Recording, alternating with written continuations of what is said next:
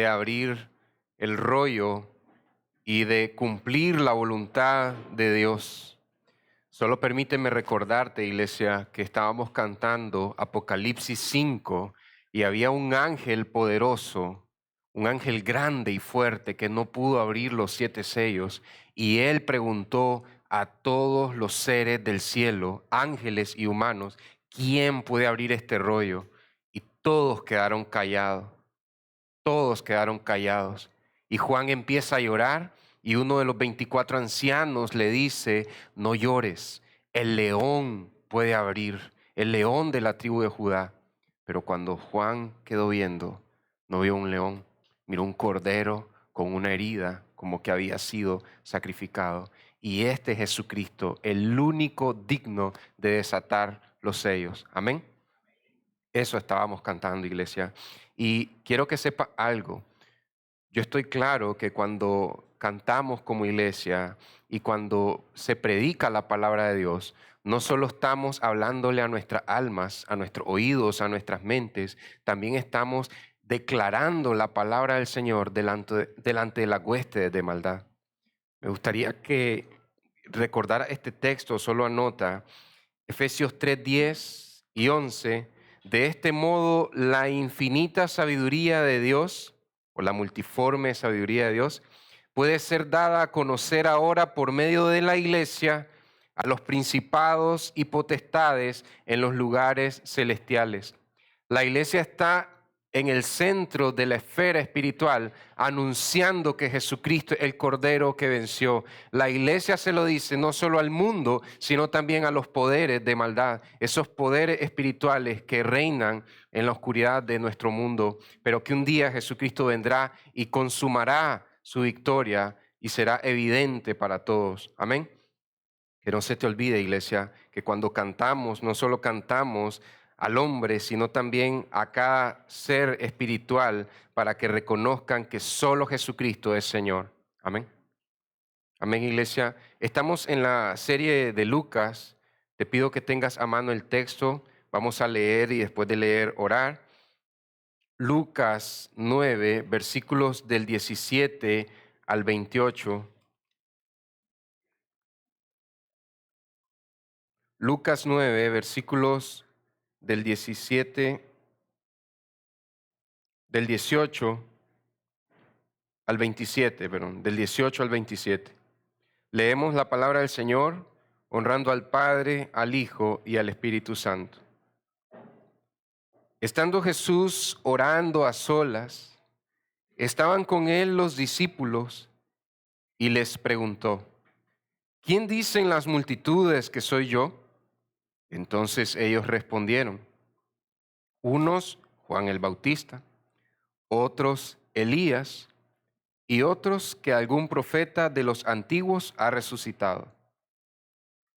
¿Y ustedes, quién dicen que soy yo?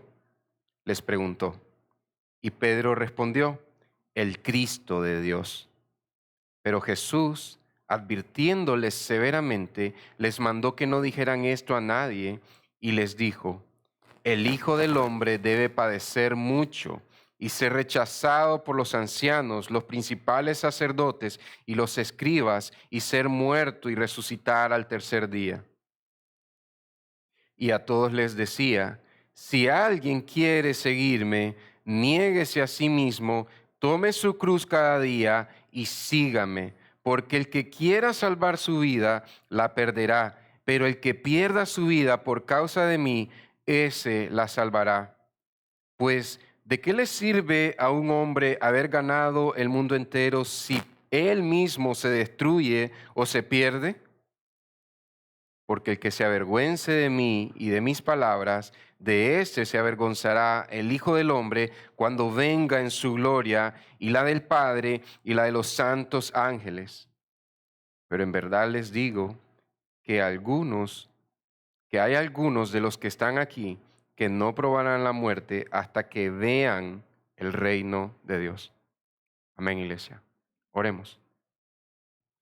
Señor y Dios, aquí estamos delante de ti como tu iglesia, tu pueblo, esta congregación que has puesto en esta esquina de la ciudad a proclamar que Jesucristo reina sobre toda autoridad visible e invisible.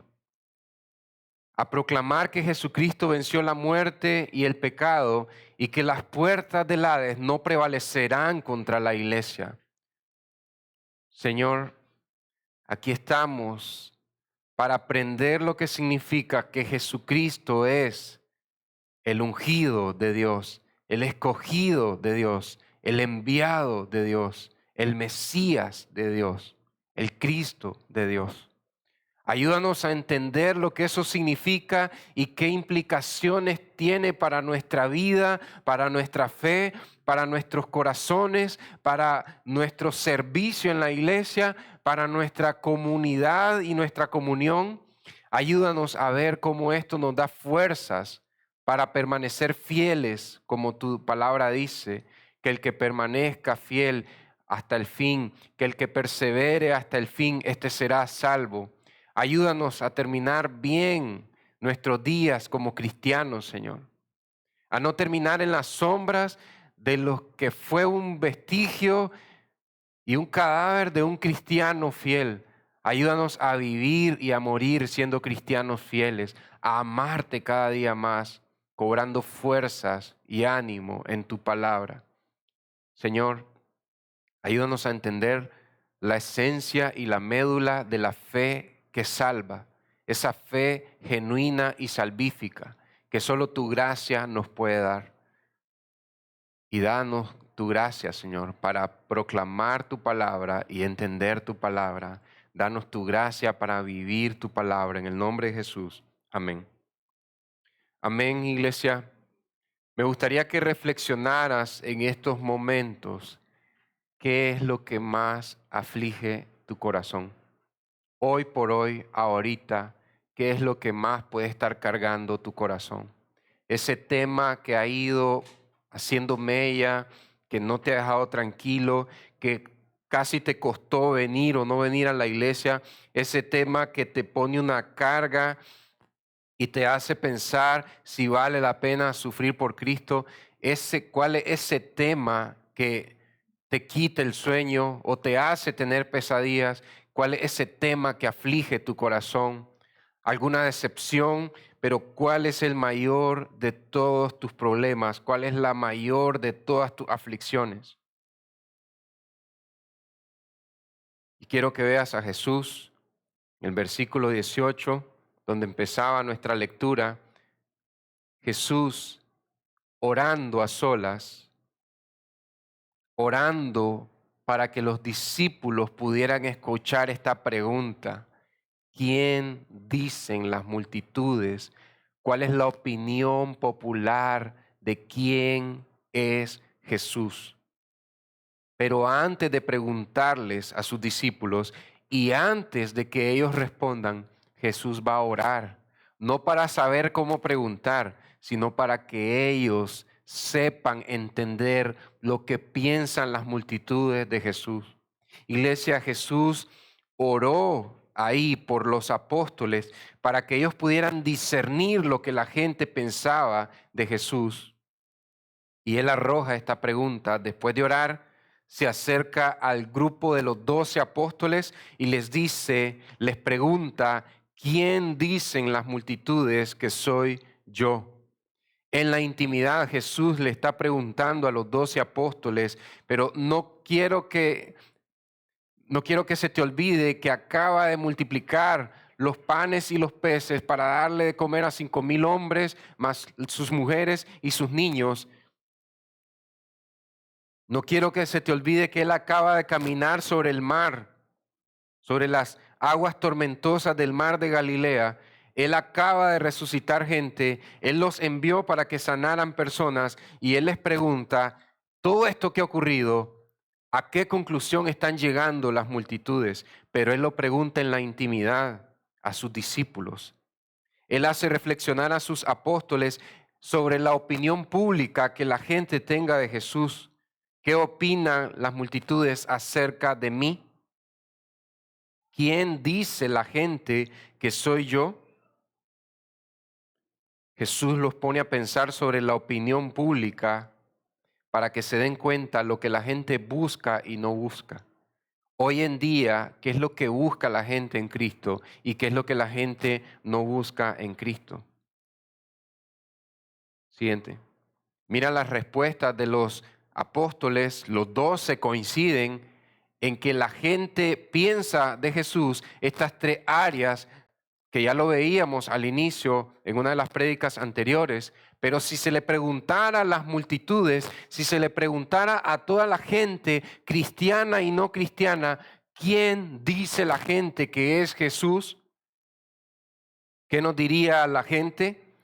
Algunos piensan que Jesús es una caricatura tierna, cabezoncita, con ojos brillantes, con las manitos aplaudiendo, con corazoncitos que solo quiere dar abrazos y amor. Algunos dirían que Jesús es un hombre afeminado, delicado, con unas manos que nunca agarraron un martillo y una viga de madera. Un hombre con un pelo de mujer. Eso piensan las multitudes que es Jesús. Otros piensan que Jesús es únicamente el Hijo de la Virgen María y que solo por medio de ella Jesús te va a poder escuchar, porque Jesús es alguien que no está dispuesto a escuchar a nadie. Hay gente cristiana que piensa eso. No le podés hablar a Jesús, tenés que venir por medio de su mamá. Hay gente que piensa que Jesús es un ejemplo moral para vivir en las iglesias. Todos tenemos que hacer lo mismo que hizo Jesús. Claro, Él da un ejemplo de su justicia, pero es más allá que un ejemplo moral. Los 12 apóstoles, si estuvieran en el siglo XXI, pudieran decir, algunos piensan que Jesús es un revolucionario que viene contra el sistema social y quiere cambiar las bases de la estructura social, la base de la estructura con que los hombres se gobiernan a sí mismos porque Él era un revolucionario. Algunos dirían,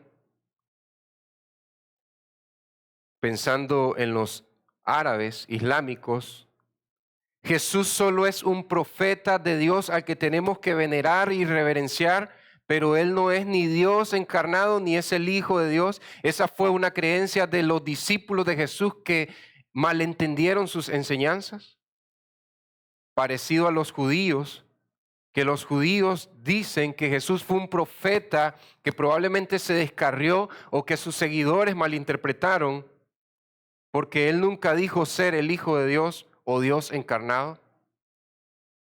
No sé si sabes, pero los descendientes de los fariseos hicieron el Talmud judío del año 200 hasta el año 500 y en él dice que Jesús está en el infierno en inmundicia. Eso dice el Talmud judío de los descendientes de los fariseos.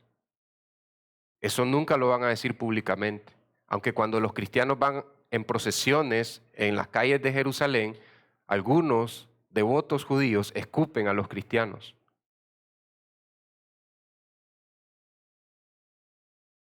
La gente puede decir, Jesús era un hippie que solo hablaba de paz y amor. Jesús era un médico que vino a sanar enfermedades porque solo ese fue su enfoque. Otra imagen. A Jesús, Jesús es un hombre que se le destroza el corazón cuando tú pecas y desobedeces. Y Jesús está triste porque tú no abres la puerta de su corazón, de tu corazón para dejarlo que Él entre. Jesús está llorando porque tú no lo quieres aceptar. Jesús está quebrantado. No, Jesús te va a quebrantar para que Él mismo sea el Señor de tu vida. Él está dispuesto a quebrantarte. Y no solo eso, Salmo 2. A los rebeldes que se levantan contra Cristo, Él los quebrará como vasija con vara de hierro. Dice Salmos, Jesús, el Mesías, el ungido, el Señor mismo, aplastará sus cabezas. Jesucristo es aquel que en la cruz aplastó la cabeza de la serpiente que se levantó en rebelión en el paraíso de Dios. Hermanos, tristemente, estas no son opiniones anticristianas. Algunos cristianos aprueban que personas piensen así y piensan que tienen un poco de verdad. Incluso algunas personas piensan, y esto no es payasada, no es broma, que Jesús es un ser extraterrestre, alienígena, que viene a mostrarnos un conocimiento superior y que no hay redención, no hay pecado, no hay condenación, no hay cielo, no hay infierno, y que los gobiernos esconden una verdad de ser extraterrestre y que Jesús es uno de ellos. Hasta hay canales de televisión. Y no es solo para entretener y sacar dinero, es para que las personas digan, si Jesús es un ser de otro planeta, no hay redención, no hay pecado, no hay perdón de pecados, no hay salvación y no hay condenación. Esa es la estrategia de los demonios con el cuento de los extraterrestres. Y todo esto está dentro del cristianismo. Hermanos, leímos un pasaje que hay huestes espirituales que están escuchando por boca de la iglesia que Jesucristo es el Cordero y que Jesucristo reina. Y Jesús pregunta qué piensa la gente de mí, no porque esté inseguro, porque quiere que sus apóstoles piensen en la opinión pública de la gente. Y Jesús quiere que nosotros valoremos qué piensan las multitudes hoy en el siglo XXI de Jesús. ¿Por qué la gente piensa tantas cosas contrarias a la Biblia acerca de Jesús? Porque el hombre busca un significado para su vida en el plano horizontal. Ese es el título de la prédica. El significado de la vida, el valor de la vida, el sentido de la vida. El hombre busca un significado para su propia existencia en el plano horizontal y esto lo conduce a un entendimiento errado de quién es Jesús. Y por eso algunos hombres terminan rechazando al Cristo de Dios. Estoy hablando de personas que abiertamente rechazan que Jesús es el escogido de Dios para limpiarnos de nuestro pecado y librarnos de la condenación que ya está por origen y naturaleza sobre nosotros. Dice, estábamos bajo condenación, éramos hijos de ira, pero Jesucristo vino y nos salvó. Así funciona, hermanos. Pero mira esta pregunta tan personal, tan íntima. Bueno, esa es la opinión pública. La gente puede decir muchas cosas de Jesús. Siguiente. Pero, ¿y ustedes? ¿Quién dicen que soy yo? Esta pregunta, aparte que es la escritura, Jesús hoy, a través de su palabra, te está preguntando a ti, me está preguntando a mí. Y ustedes dos, vos y el predicador, ¿quiénes dicen ustedes dos que soy yo? ¿Quiénes dicen ustedes que soy yo?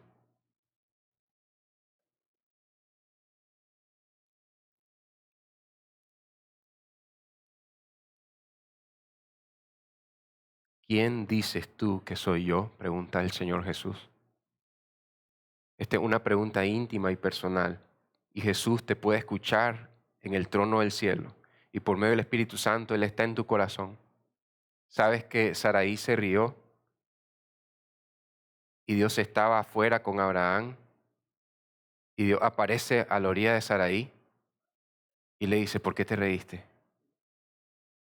Jesús puede escuchar lo que tú digas de Él. Y no la necesita gritar aquí en la iglesia.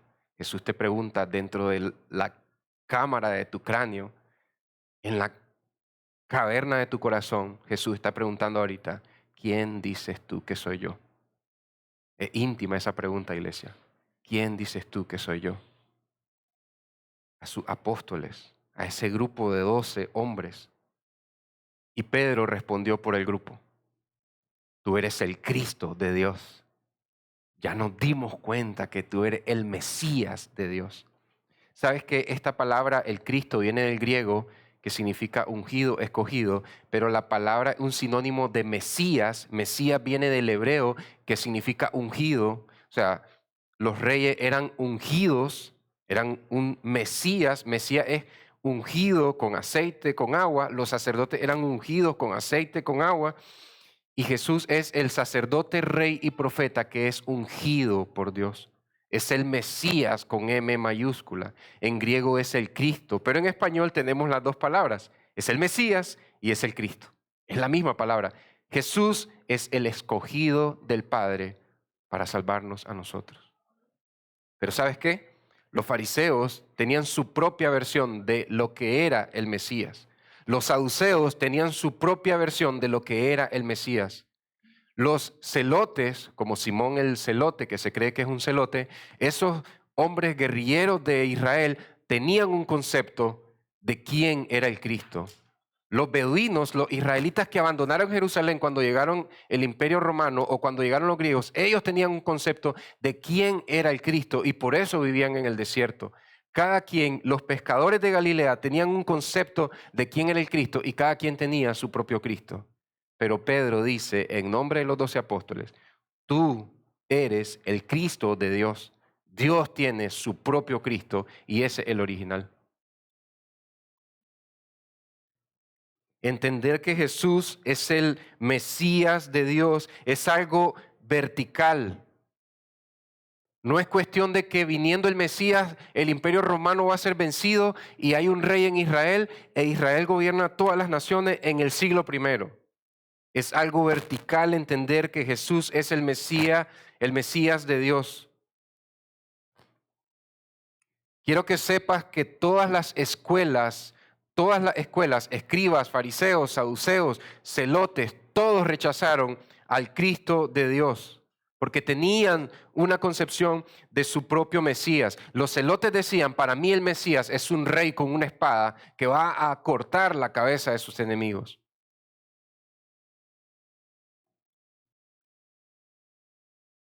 Hoy en día también el hombre sigue rechazando a Jesús como el Cristo cuando un cristiano dice que Jesús es un muñequito cabezón con corazones y abrazos, rechaza el Cristo de Dios.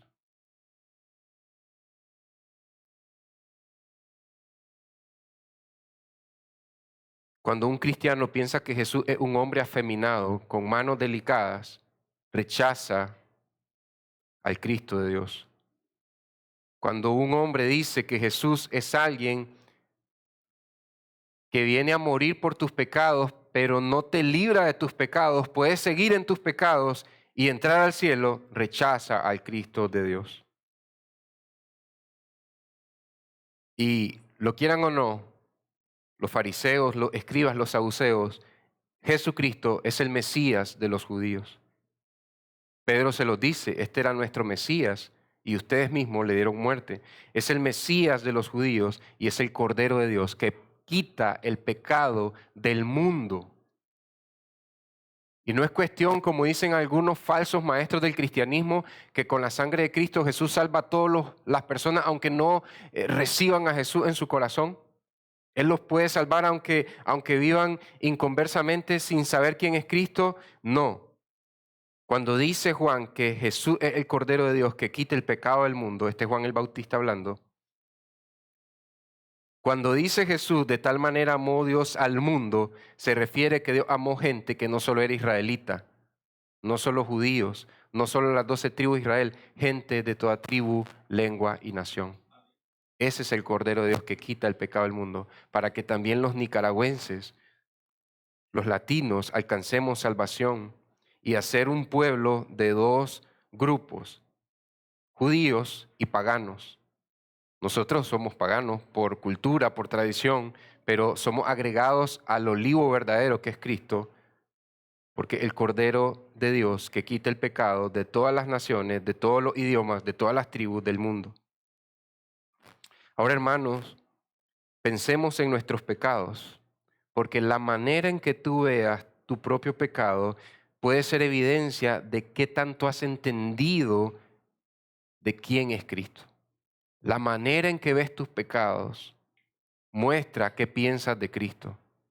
No, sí, Dios no le pone mente. Dios, esto no importa. Yo puedo hacer esto. Yo puedo profanar el día del Señor. Yo puedo tomar el nombre de Dios en chiste, en bromas.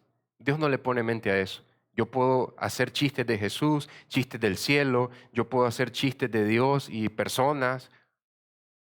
Dios no le importa eso. Tercer mandamiento, no tomarás el nombre del Señor tu Dios en vano. Cuarto mandamiento, vas a trabajar 6 días y descansa un día. Esa es la esencia del cuarto mandamiento. No, yo creo que a Dios no le importa eso. Es un patrón en ti pensar que a Dios no le importa su ley. No sé si sabes, pero Dios juzgará a todo hombre y mujer de toda época, de toda tribu, lengua y nación en base a su ley. Y la ley nos deja a todos, dice Romanos 3, para callarles la boca y que ningún hombre tenga excusa. Eso es lo que hace la ley con mi vida. Me calla. Vos como pastor no tenés excusa. Bajo la ley estás condenado. Por eso tenéis que venir a Cristo. Porque si vos descansas en que vos sos pastor de una iglesia cristiana, ya has puesto tu confianza en tus mismas buenas obras y no en la obra de Cristo. La manera de ver tu propio pecado es evidencia de que tanto comprendes la persona de Cristo. Y luego que ellos dicen, Pedro habla en presentación del grupo, tú eres el Cristo de Dios.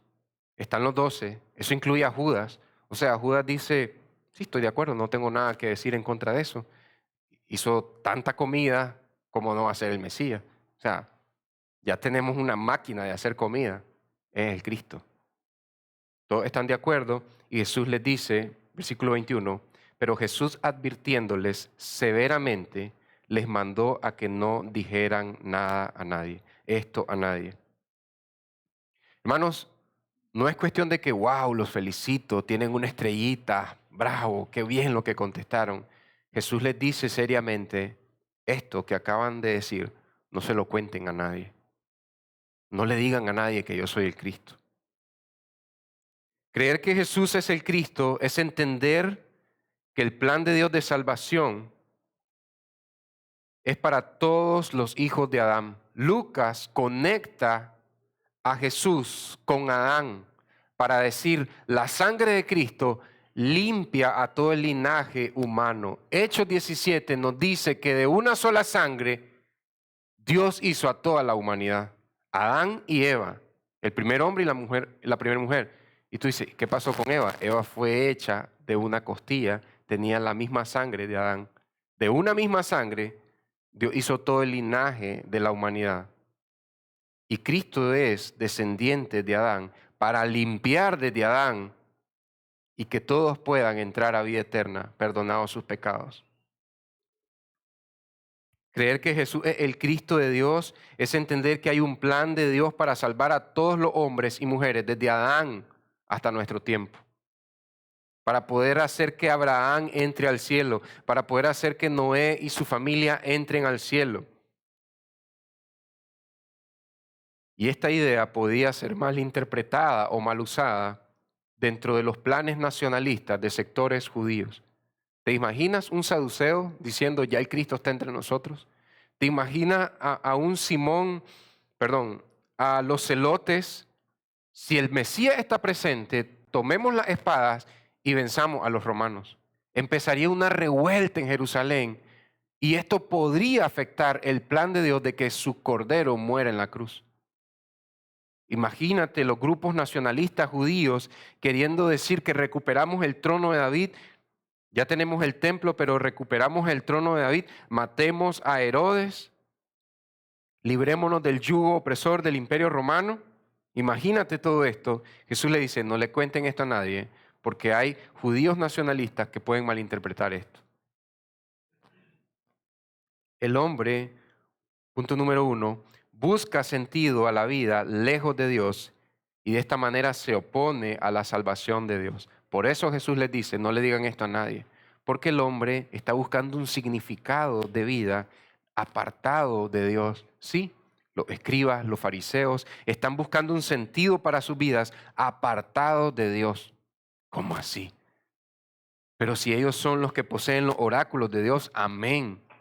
Los judíos tuvieron el privilegio por encima de todas las naciones de poseer los oráculos de Dios, los misterios de Dios, las profecías de Dios. Pero dice, creo que es Isaías 29, versículo 13, que dejan su corazón en la entrada del templo y avanzan adentro del templo, pero su corazón lo dejaron lejos de la presencia del Señor. O sea, su mente, su intelecto, su pensamiento va a la presencia de Dios, pero el corazón lo dejaron en la puerta del templo, en la puerta de la iglesia, y se sienta su cuerpo, en este caso nosotros, un templo cristiano, se sienta el cuerpo y el corazón quedó en la puerta, esperando salir, tomar el corazón y volver a casa. El hombre busca un sentido a la vida lejos de Dios y así se opone a la salvación de Dios.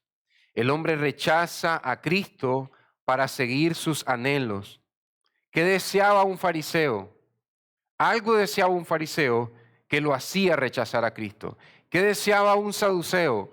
¿Qué deseaba un celote? Algo deseaban estos griegos, romanos, que rechazaban a Cristo. ¿Qué estás deseando tú? ¿Cuál es tu mayor anhelo? ¿Cuál es tu mayor preocupación? El hombre no tiene un fuerte deseo de ser salvado de su pecado porque no entiende lo serio de su pecado. Hermanos, ahora quiero decirte esto de manera bien clara. Aún los cristianos no sentimos la necesidad de ser librados de nuestros pecados en el día a día como creyentes ya salvos, porque no entendemos lo serio del pecado. En serio, iglesia, esto no es solo una condición para inconversos, esto no es solo una condición para hombres que no creen en Cristo, hombres y mujeres creyentes de Cristo que van a vida eterna, no tienen un fuerte deseo de ser salvados de su pecado, porque no ven lo serio de su pecado. Ahora yo te pregunto, ¿buscas en Cristo el significado de tu vida? ¿Buscas en Cristo tu identidad? ¿Qué te da tu identidad? ¿Tu apellido, tu familia, un título, un oficio, tus habilidades, tus cualidades, tus virtudes? ¿Qué te da tu identidad? ¿Tu reputación dentro de tu familia, dentro de un barrio, dentro de un centro de trabajo? ¿Qué te da tu identidad? ¿Tu título? Todas esas cosas un día van a dejar de ser y el único título que va a contar va a ser hijo de Dios o hijo de condenación. Pienso que es claro cuando hay incendios y se queman los títulos, es claro para que vea el hombre este título que me dieron de esta facultad, de esta especialidad, de esta universidad, se consumió y quedó hecho cenizas. Pero el título de hijo de Dios, hija de Dios, las llamas del fuego no lo pueden consumir. Aunque un hijo de Dios muera en un incendio, ese título nada se lo puede quitar, nada ni nadie. Y les dijo, el Hijo del Hombre debe padecer mucho y ser rechazado por los ancianos, los principales sacerdotes y los escribas, y ser muerto y resucitar al tercer día. Jesús nuevamente está usando el título de Hijo de Hombre para referirse a él, el Hijo del Hombre, pero Jesús ha puesto al Hijo del Hombre en escenarios que nunca ha sido expuesto en las Escrituras. Aún así, sus apóstoles creían que él era el Mesías y sus apóstoles entendían por Daniel 9, versículo 26, que el Cristo tenía que morir. Yo sé que Isaías 53 dice que el escogido de Dios iba a ser destrozado en una muerte sacrificial. Lo dice de manera poética, lo dice de manera como no tan clara, pero Daniel 9, versículo 26 dice, el Cristo tiene que ser muerto. Así tal cual, el Mesías tiene que morir. Ellos entendían eso, pero el Hijo del Hombre, ellos entendían que Jesús era el Mesías, ellos entendían que venía del linaje de David y hasta donde les daba su capacidad en ese momento, ellos entendían que el Mesías permanecía para siempre, pero Cristo les recordó, Daniel 9:26, tiene que morir. Es cierto, lo dice su palabra, tiene que morir, pero matar al Hijo del Hombre, o sea, está uniendo el Mesías con el Hijo del Hombre y todo su ministerio ha dicho, el Hijo del Hombre no tiene ni dónde recostar la cabeza. ¿Por qué Jesús une al Mesías con el Hijo del Hombre? Y esta pregunta a ti y a mí nos deja, ¿qué tiene? Él es el Hijo del Hombre. Ellos pensaban que el Hijo del Hombre y estaban en lo cierto, todo judío pensaba o piensa que el Hijo del Hombre es un personaje espiritual y divino que venía del cielo para gobernar a todas las naciones eternamente. Este Hijo del Hombre que va a reinar eternamente va a morir, pero si viene del cielo, es divino. Y quiero explicarte algo, iglesia. Los cristianos somos bien perezosos y decimos así. Cuando la Biblia dice el Hijo del Hombre, se refiere a que Jesús es humano, porque es hijo de Adán. Y cuando la Biblia dice el Hijo de Dios, se refiere a que Jesús es divino porque es el Hijo de Dios. No. Cuando la Biblia te dice que Jesús es el Hijo de Dios, está diciéndote que Jesús es un ser humano que está representando a Dios en la tierra, en perfección. Eso significa Hijo de Dios, un ser humano que está representando a Dios en la tierra sin pecado, como Adán antes de la caída, como Eva antes de la caída. Todo el Antiguo Testamento, Dios pasa llamando hijos de Dios a los seres espirituales, a los ángeles, hijos de Dios. Hasta el nuevo pacto que el hombre vuelve a recuperar el título de hijo de Dios. A los que le recibieron en su nombre, a los que creyeron en su nombre, se les dio el derecho de ser llamados hijos de Dios. Un título que perdió el hombre y después quedó relegado solo a los ángeles de Dios, ahora se le vuelve a dar a la humanidad. Y ellos entendían que el Hijo del Hombre, entonces, ¿qué es el Hijo del Hombre? El Hijo del Hombre, déjame armarlo sencillo. El Hijo del Hombre es Dios diciendo, así debe lucir un hombre desde la perspectiva divina. Según Dios, así debe lucir un hombre. ¿Cómo? Que venga del corazón de Dios mismo, que venga del cielo. El Hijo del Hombre hace un llamado a que Jesús es divino. El título que quiere decir que Jesús es Dios es el Hijo del Hombre. Yo sé que no es claro para nosotros, pero mira ahí siguiente, Daniel 7, versículos 9 y 10. Quiero que mires la gloria del Padre y la gloria del Hijo en los siguientes versículos. Seguí mirando, recuerda, iglesia, está Daniel, probablemente ya Ezequiel ya murió en Babilonia. Ezequiel tuvo sus visiones en Babilonia del trono de Dios con ruedas, porque era un trono móvil que se desplazó de Jerusalén hasta Babilonia, y ahora Daniel tiene una visión similar del trono de Dios con ruedas, y dice que mira lo siguiente, Daniel, tal vez 20, 40 años después de Ezequiel, Daniel mira esto, seguí mirando hasta que se establecieron tronos, cayendo tronos, y el anciano de días se sentó. Su vestidura era blanca como la nieve, el Padre, y el cabello de su cabeza como lana pura. Su trono llamas de fuego, y sus ruedas, es un trono con ruedas, en este momento sale de Jerusalén a Babilonia, y sus ruedas, fuego abrasador. Un río de fuego corría saliendo delante de él. Miles de millares le servían y miríadas de miríadas estaban de pie delante de él. Hay tronos, está el trono de Dios y en medio está sentado el anciano de días. Para nosotros es el Padre, Dios el Padre. Seguí mirando, siguiente, Daniel 7, versículo 13. Seguí mirando en las visiones nocturnas y en las nubes del cielo venía uno como un hijo de hombre. El Hijo.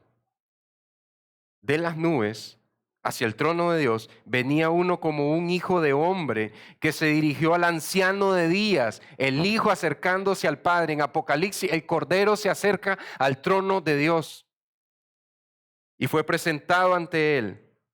Y le fue dado dominio, gloria y reino para todos los pueblos, para que todos los pueblos, naciones y lenguas le sirvieran. ¿Qué dice Apocalipsis? Toda tribu, lengua y nación a los pies del Cordero. Su dominio es dominio eterno que nunca pasará y su reino uno que no será destruido. Esta era la visión de Daniel en Babilonia cuando fueron llevados reos. Imagínate la visión horizontal. Por nuestro pecado terminamos en Babilonia. Y Daniel tiene esta visión que el trono de Dios viene a Babilonia y les muestra su gloria y les muestra al Hijo del Hombre, un personaje divino y celestial, delante del Padre, reclamando todos los dominios, inclusive Babilonia, la ciudad de la confusión humana.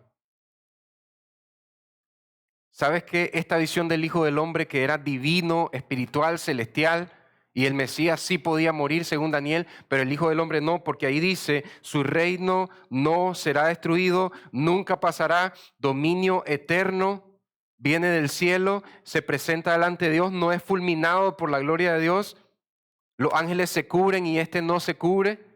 Este es un misterio para la erudición judía. Solo hay un Dios. ¿Por qué hay un ser? Porque hay un personaje frente al trono de Dios, como siendo igual a Dios. En el principio era el Verbo, y el Verbo era con Dios, y el Verbo era Dios. Pero mira la interpretación judía. Juan 12:34. Entonces la multitud, ¿quién piensan las multitudes que soy yo? Entonces la multitud le respondió, hemos oído en la ley que el Cristo permanecerá para siempre. Sí, la ley dice eso, pero también dice Daniel 9:26 que el Cristo va a morir. Ok, pero dejémoslo ahí. Tú dices que eres el Cristo permanecerá para siempre. ¿Y cómo tú dices el Hijo del Hombre tiene que ser levantado? O sea, en una cruz. ¿Quién es este Hijo del Hombre? El Hijo del Hombre que está hablando no se conecta con Daniel. Daniel dice que no muere, que permanece para siempre y que viene del cielo. ¿Quién es este Hijo del Hombre que tú dices que muere? ¿Ves, hermano? Que hasta los portadores de los oráculos de Dios podemos malinterpretar cuando Dios se acerca a nosotros y nos pregunta, ¿y tú quién dices que soy yo? Hermanos, nosotros tenemos miles de años que nos separan de las Escrituras. Hay una brecha que nos hace tener que entender qué significó esto para la audiencia primera. Pero aquí estaban judíos que los libros que tienen ahí en nuestra Biblia, que tenemos en nuestro Antiguo Testamento, ellos lo entendían en el idioma original. Y aún así no entendían quién era este Hijo del Hombre, porque en todo el Antiguo Testamento no dice que el Hijo del Hombre tenga que perecer. Dice que es de origen divino, de origen celestial y que permanece para siempre y que gobierna sobre todas las naciones. Y Jesús dice, el Hijo del Hombre, de origen divino y celestial, no tiene ni una piedra donde recostar la cabeza. Bueno, aceptamos eso. Los discípulos aceptan eso. Y aquí por primera vez, esto está también en Mateo 16, después de haber multiplicado los panes y los peces, Jesús dice, el Hijo del Hombre tiene que morir. Está uniendo el concepto del Mesías con el Hijo del Hombre. Es la misma persona. El Cristo de Dios es el Hijo del Hombre y tiene que morir. Y Pedro está, no entiendo. Juan también, el Cristo y el Hijo del Hombre es lo mismo. ¿Qué significa esto? Y las multitudes preguntan, ¿quién es este Hijo del Hombre que está hablando? No se conecta con el de la Escritura. Ya tenemos una percepción de Hijo del Hombre. ¿Por qué? Porque el hombre le busca, punto número 2, sentido a la vida lejos de Dios.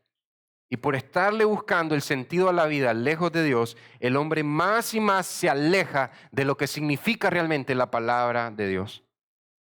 Cuando tú estás diciendo, este objeto me da mi valor. Cuando tú dices, este empleo me da mi valor. Esta computadora, este teléfono, este televisor, estos zapatos, este vehículo, este trabajo, este apellido me da mi valor. Te vas a alejar de lo que significa la palabra de Dios y vas a malinterpretar los textos bíblicos. Eso es lo que le pasa al hombre hoy en día. ¿Qué es lo que dicen los anuncios? El teléfono que merece papá. A papá su valor se lo da este teléfono. El mundo te dice, tienes que andar el último teléfono. Tienes que trabajar en un edificio de cristal. Tienes que tener una casa de porcelanato. Tienes que tener todas estas cosas. Y como diría un predicador, el problema no es que el cristiano posea cosas. El problema es cuando al cristiano lo poseen esas cosas. Es muy diferente.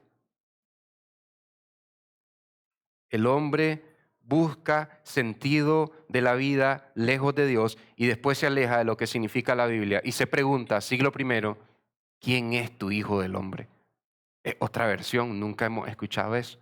Jesús está revelando los misterios del Antiguo Testamento en amor y verdad, en amor y compasión a los fariseos, a los saduceos, a los escribas, a los celotes, y todos rechazan esta idea de un Mesías sufriente, de un Mesías que muere avergonzado en una cruz. Y yo me imagino que en este momento quizás los apóstoles estaban tratando de conciliar estos dos conceptos: el Hijo del Hombre, un ser divino; el Mesías, uno del linaje de David. Y Jesús en algún momento preguntó: ¿de quién es hijo el Mesías? Bueno, es de David. ¿Y por qué David dice en los Salmos: dijo el Señor a mi Señor, con S mayúscula, siéntate a mi diestra hasta que ponga a tus enemigos a tus pies? No supieron qué responderle. Hay un misterio en los Salmos que el Señor le dice al Señor de David, que es descendiente de David. Eso era como que le explotaba los fusiles del cerebro, pero no le encendía su corazón. Y yo espero que estas cosas no te entuman el cerebro, sino que enciendan el fuego de Dios en tu corazón. Y cuando Jesús mira que sus apóstoles empiezan como: esto sí es más complejo. O sea, estamos viendo los panes y los peces, alimento para el pueblo de Dios en el desierto, como Moisés, maná, codornices, agua de la roca, y ahora dice que el Hijo del Hombre tiene que morir. Y Jesús, dice el versículo 23, se refirió a todos. ¿Y cómo que lo llama? Ya esto ya no es a los 12, es a todos. Porque en este momento tú puedes decir: ese estilo de vida no es para mí. Yo soy un cristiano nuevo, yo soy un cristiano de bajo perfil. Esto es para los apóstoles. No. Y a todos les decía, los llamó, a los que estaban en los círculos más externos: si alguien quiere seguirme, ¿te acuerdas a Herodes? Quería ver a Jesús. Si alguien quiere seguirme, niéguese a sí mismo, tome su cruz cada día y sígame. 3 indicaciones. ¿Quieres seguir a Jesús? Hay 3 indicaciones y Jesús es explícito. ¿Qué significa querer seguir a Jesús? Obviamente no es lo que quería Herodes, querer ver a Jesús. ¿Qué significa querer seguir a Jesús? Es renunciar al control que queremos ejercer sobre nuestra propia vida y la de los demás. Es decir, yo controlo mi vida, yo controlo cómo vivo mi fe, yo controlo cuánto leo, yo controlo lo que leo de la Biblia, yo controlo cuánto me embarro del mundo. No, el Señor va a controlar tu vida en santidad. Eso es seguir a Cristo, renunciar al control de nuestra propia vida y a querer controlar la vida de nuestros hijos. No, no son nuestros, son del Señor. Es comprometerse a matar el hombre viejo en nosotros cada día. Hay que llevar a este hombre a la cruz del Calvario a morir. Yo voy como un oficial romano custodiando mi viejo hombre, el viejo yo, hacia la cruz del Calvario. Eso es seguir a Cristo. Voy a matar el viejo yo, voy a matar el egoísmo en mí, voy a matar la envidia en mí, voy a matar los celos en mí, voy a matar la inseguridad en mí, voy a matar el rencor, la falta de perdón, la incredulidad, los miedos, todo. Voy a matar el adulterio en mí, voy a matar la fornicación en mí, la pornografía va a morir en mí. Eso es matar el viejo hombre. Voy a matar el enojo en mí.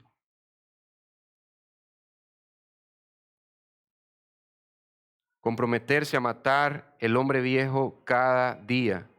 Tengo sueños y anhelos que voy a dejar que Dios los crucifique en la cruz del Calvario, y si Él quiere, que los resucite. He escuchado de muchos cristianos que tenían sueños y anhelos, pero dicen: ya renuncié. Pero no lo dicen con resignación, no lo dicen con decepción de Dios, dicen: ya entregué ese sueño al Señor. Y si Él quiere tomar esa visión que tenía para mí y mis hijos y crucificarla, que lo haga. Y si Él después quiere resucitarla, que lo haga, pero yo ya perdí toda esperanza con mis padres, dice. Ya no creo que ellos vengan al Señor. En ese sentido, los suelto en las manos del Señor. No soy yo la que los va a cambiar. Yo los entrego en las manos del Señor. Yo ya me rendí a esto de estar buscando casa propia.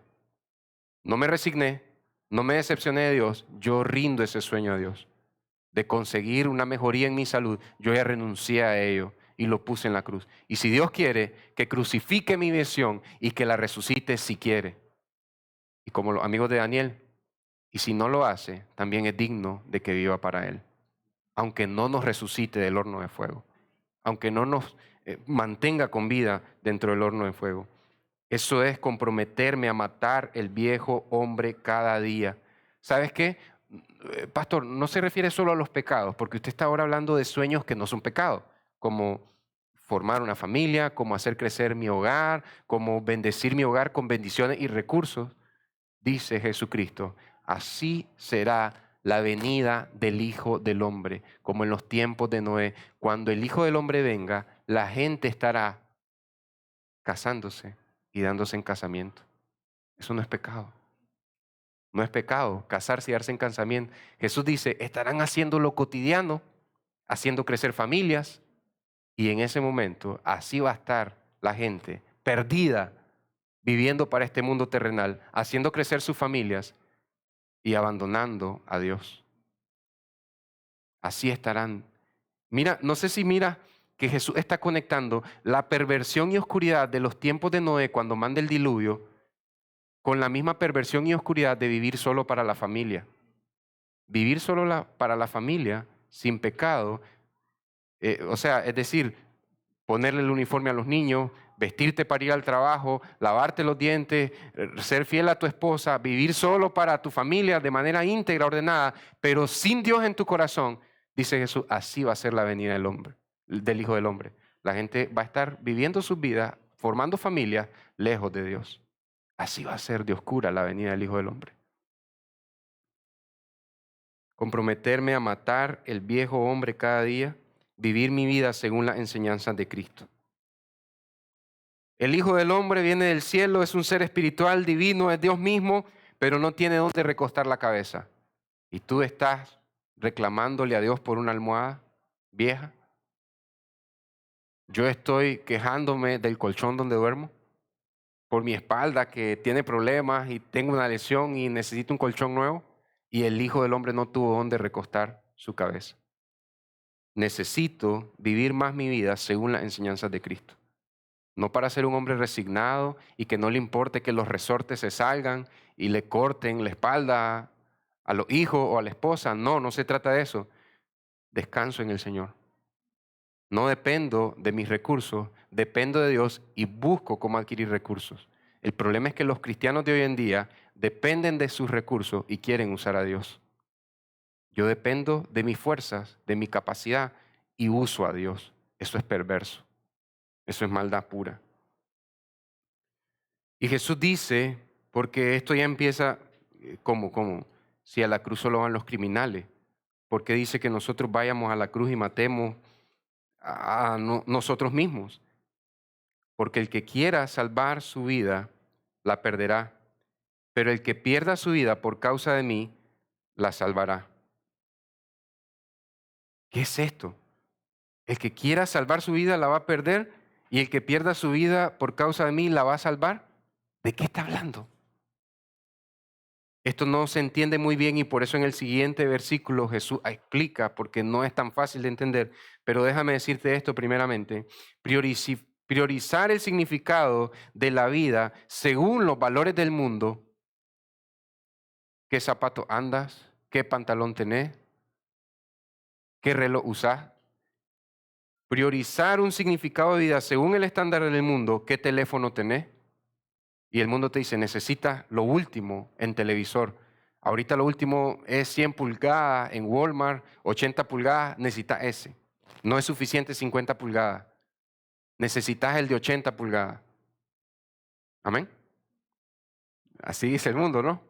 Por eso dice, para mamá, para papá. O sea, el gallo más gallo, el no sé quién. Y empiezan a dar nombres, empiezan a salir estos nombres que dicen lo que mamá merece. el mundo nos dice en su sistema de valores, y si no lo tenés, no vales nada. Te lo mereces, pero si no lo tenés, entonces sos de los que valen poco. Míralo, es una trampa. Merece estos zapatos. Gracias, mundo, por tener un alto concepto de mí. Y si no los tenés, no vales nada. ¿Ves la trampa, iglesia? Priorizar el significado de la vida según el mundo es una rebelión que conduce a la miseria y sufrimiento. Jesús dice, el que quiera salvar su vida la perderá. Se lo está diciendo a todos sus discípulos, no solo a los apóstoles. No es que los apóstoles tienen que morir en cruces, como Andrés, como Pedro. Dicen que Andrés murió en una cruz en forma de X y que Pedro dijo, no soy digno de morir como mi Señor, pónganme cabeza abajo.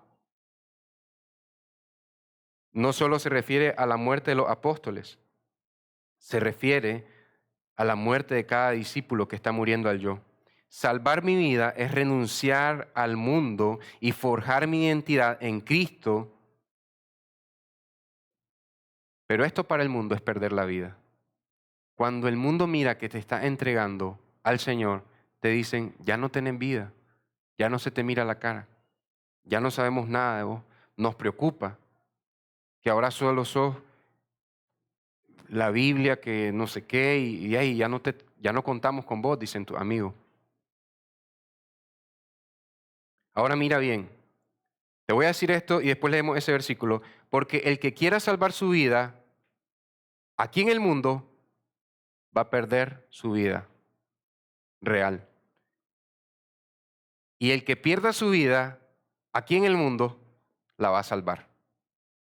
No es volverte un monje e irte a una montaña a vivir sin teléfono, sin wifi y con un vestido de silicio grueso, café.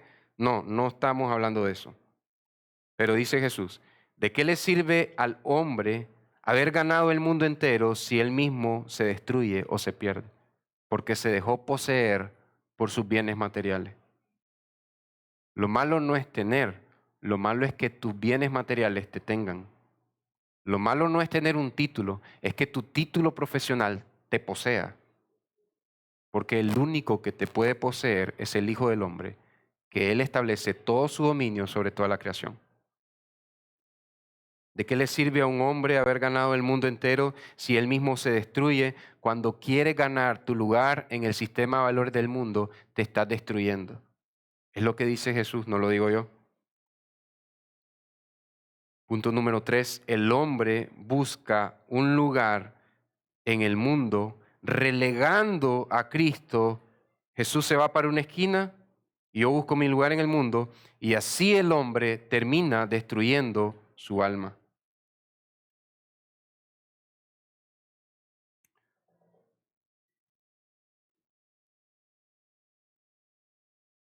Versículo 26. Esto ya no me está gustando, esto es alarmante, es una vergüenza cargar con una cruz hasta el Calvario. Esto es vergonzoso para cualquier persona en su sano juicio. Y Jesús dice, versículo 26, porque el que se avergüence de mí y de mis palabras, de éste se avergonzará el Hijo del Hombre cuando venga en su gloria y la del Padre y la de sus santos ángeles. Y les dice, sí, el Hijo del Hombre vendrá en su gloria, pero ahorita tiene que morir. En este momento, muchos judíos no sabían que eran dos venidas. Eso se revela en el Nuevo Testamento. Son dos venidas. La primera, Jesús viene a morir, y en la segunda viene a desplegar toda su gloria. Este era un misterio, y esto no solo era para que los hombres pusieran su confianza en Él, sin poner su confianza en la gloria que manifestara, sino para proteger el plan de redención de las fuerzas oscuras, las fuerzas de maldad. Satanás no sabía cómo es que Dios iba a limpiar la sangre del linaje de Adán, con la sangre del Mesías, con la sangre de Cristo. No sabía la manera, su orgullo no lo dejaba ver, y esto era un misterio velado en el Antiguo Testamento y en el Nuevo Testamento se puede entender. Algunos se avergüenzan de mí y de mis palabras, pero el que se avergüence de mí y de mis palabras, de éste se avergonzará el Hijo del Hombre cuando venga en gloria. Ahorita yo extiendo mis brazos a un pueblo rebelde, pero si rechaza aceptar a Cristo en su imagen más simple, el Hijo te rechazará a ti cuando venga en su gloria. Que avergonzarse es pensar que hay males humanos peores que el pecado. Te pregunté al inicio cuál era el mal que más te afligía. ¿Qué es lo que más te preocupa? ¿Qué es lo que más te roba la paz? ¿Es tu propio pecado o es una carencia física? Cuando dices que lo peor que te puede pasar es algo terrenal, estás avergonzándote de Cristo, porque lo peor que nos ha pasado hasta el día de hoy a la humanidad y lo que ha detonado todos los males de la humanidad, desde el cáncer hasta la pobreza y el hambre, es el pecado humano. No estoy diciendo que si una persona peca le va a dar cáncer, que por la rebelión humana hay enfermedades, que por la rebelión humana hay egoísmo y hay gente con hambre. Y Jesús dijo, siempre habrá pobres entre ustedes. ¿Por qué? Hasta que Él quite por completo el pecado. Y qué bien hace la iglesia cuando puede dar de comer al hambriento cada miembro. Pero no vas a poder acabar con el hambre en el mundo. Pero si tienes la oportunidad, hazlo. Hazlo. Hay un principio, iglesia, que no vamos a poder ver por el tiempo, pero si ponen ahí una gráfica, en Génesis 4, versículo 6, Dios se le acerca a Caín. Caín está enojado y está triste porque Dios recibió con agrado la ofrenda de Abel, su hermano, y la de él no. Abel escogió lo mejorcito y Caín agarró de lo que tenía y llevó. Abel se pone triste y enojado y Dios le dice, ¿por qué estás enojado? ¿Por qué se ha decaído tu semblante? Ten cuidado, el pecado está a la puerta y quiere dominarte, pero tú tienes que dominarlo a él. Dios está hablándole a Caín, ten cuidado, Caín, cuídate de tu propio pecado. Mire el amor de Dios, Caín, tu pecado es lo que más te tiene que preocupar. Si bien hicieras, serías aceptado. Cuídate de tu pecado. ¿Caín le respondió algo a Dios? Abel, vámonos al campo. Ignoró por completo a Dios. ¿Qué dijo Caín? Mis problemas son de este mundo. Tengo que ir al campo, tengo que ir a la tierra, tengo que ir donde mi hermano y ahí resolver mis problemas matando a mi hermano. No pensando en que Dios me dice que mi mayor problema es mi propio pecado. Yo quiero soluciones en el campo, a la orilla de mi hermano. Yo quiero soluciones terrenales. No quiero que Dios me libre de mi propio pecado. Por eso es que los ateos dicen, ¿por qué si Dios es bueno, si Dios es amor, por qué hay hambre en el mundo? ¿Por qué hay enfermedad en el mundo? ¿Qué dice los ateos en nombre de Caín? Porque son la simiente de Caín. Vamos al campo a acabar con el hambre. Vamos al campo a acabar con la pobreza. Vamos al campo a acabar con el cáncer. El pecado en mí, dice el ateo, no es importante. ¿Cuál es el mayor mal en tu vida?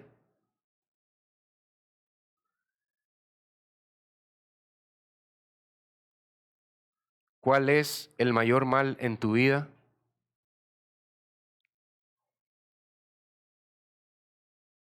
Vamos a ir terminando, iglesia. En su primera venida, el Hijo del Hombre vino en humildad, vino en debilidad, no tenía ni una piedra donde apoyar su cabeza. Pero el Hijo del Hombre regresará rodeado de gloria y de majestad. Eso está en Daniel y está en Apocalipsis y está por todas partes. Pero buscar el significado en lo terrenal es rebelión. Si lo que a ti te da valor son las cosas que poseen, entrarías en rebelión. Si luchas y te aferras porque quieres lo último de lo último, probablemente deberías de examinar tu corazón y ver, no necesariamente tiene que ser así, pero ver si es que hay rebelión en tu corazón. Y tienes que negarte a ti mismo, tomar tu cruz y seguir a Cristo. A partir de aquí, muchos discípulos de Jesús, muchos líderes judíos rechazaron a Jesús porque amaban el mundo y negaban que su mayor problema fuese su propio pecado. ¿Sabes qué decían los fariseos? El problema no es mi pecado.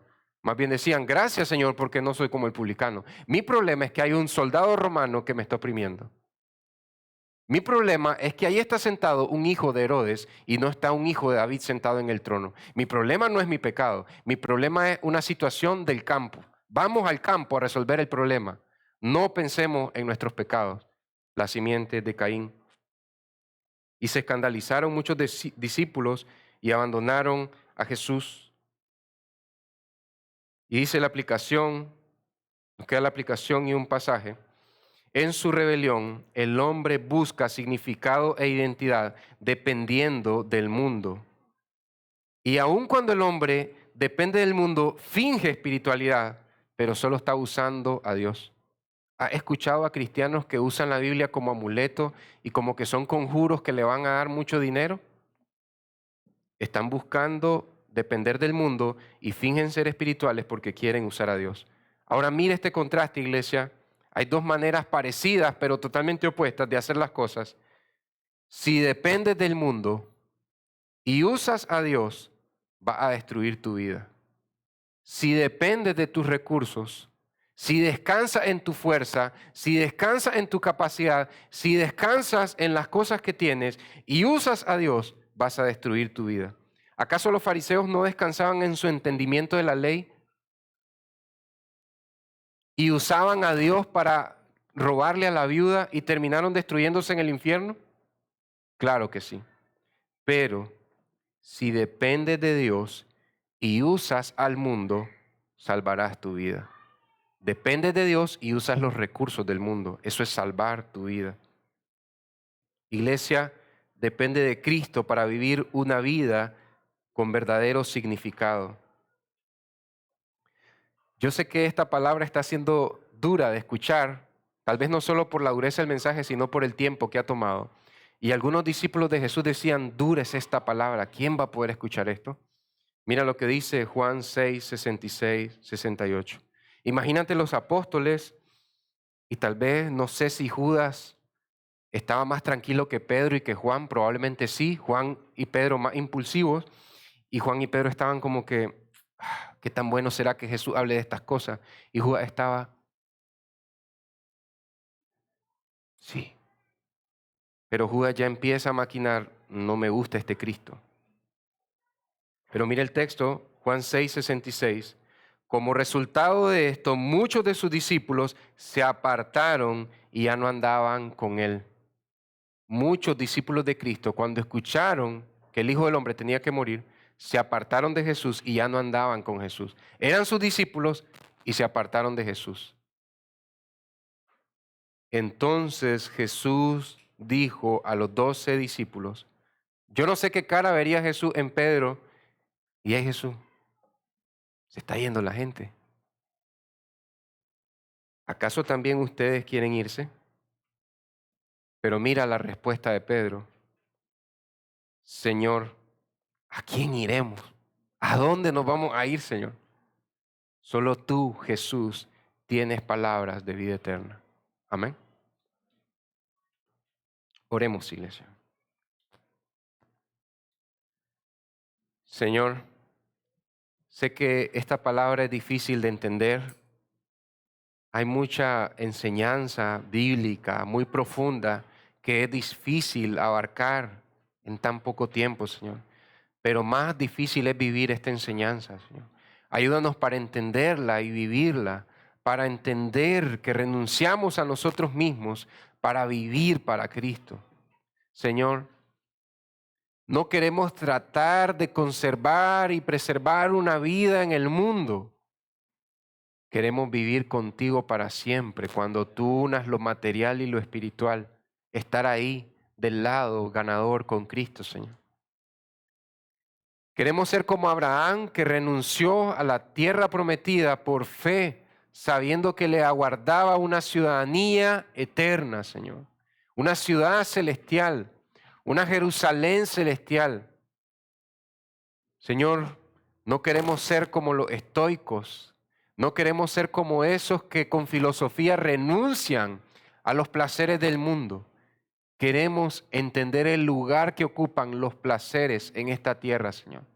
Queremos poder disfrutar de las cosas que tú nos das en total dependencia de Cristo. Queremos esforzarnos y trabajar por adquirir bienes, pero sin dejar que esos bienes nos posean, Señor.